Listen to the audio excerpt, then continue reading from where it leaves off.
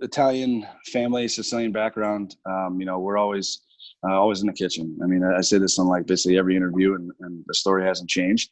Growing up, I was a fat kid. My grandmother, my cousins, and my uncles used to call me Pajuch. He's a little fat one. So I was always in the kitchen. I'm always eating everything, and that's where my love for food came, and it just transgressed into a career for me, which is cool. Have you ever heard the comedian Sebastian Maniscalco?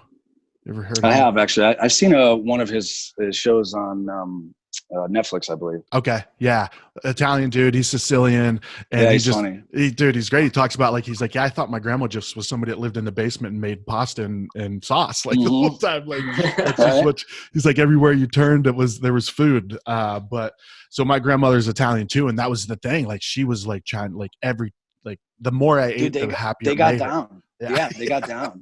Every time I see her, she'd grab me, she'd give me one of these, and then she'd be like, "You're skinny," and then smack me and go eat something. Like she's always giving me cookies and stuff. And it turned out I was a fat kid. And I was like 7 years old. I was like 85 pounds. Like they just couldn't stop feeding me. Like it was crazy. So when did it turn into the cooking side? Like not just the consumption aspect of it, but like you starting to do some things in the kitchen? I think when I was relatively young, I think it was like 8, 9, 10. Thanksgivings and parties, and we'd have gatherings and family functions and whatnot. Dude, I was always cooking. So it's like the love was always there. And I think I had knife skills early. I remember I was in like junior high and I was buying garde-manger books, and I was doing the hell is it, like geese out of like squash. And doing apple birds and stuff, you know what I mean? Yeah. And like the smoke out of, or just no, that was later. That was like an avocado, a toilet paper roll, and a corkscrew, you know what I mean? But that was later. I was high school. Yeah, sure. Yeah.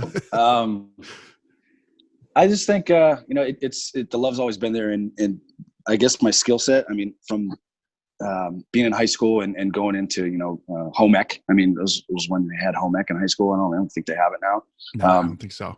My teachers were always like, "Dude, you need to go to culinary school. You need to go to culinary school." And I had this one teacher. I'll never forget. Her name was Miss Demon, and she would always Demon, and she was at Sulington High School in Connecticut, and she would always push me pamphlets for like CIA or Johnson & Wales.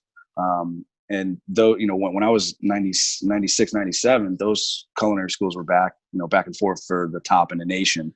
So it's like every year it would go back and forth. It would be CIA Hyde Park, or it would be Johnson & Wales and Providence. And so I ended up going to Providence a few years after graduation. But my cousin opened a bar, and I worked that, and kind of wet my beak a little bit with setting up a menu and setting up a kitchen and doing ordering and doing my own mise en place and all that good stuff. And this was before I even knew what the fuck mise en place was. I mean, I didn't know what mise en place was, which is, everything in its place. You kind of learn that in culinary school, and you learn that in finer dining places. And now it's like common knowledge because everybody's a foodie. So that is so true. Everyone is. But everyone knows as much as you do, especially people that write about it. Right.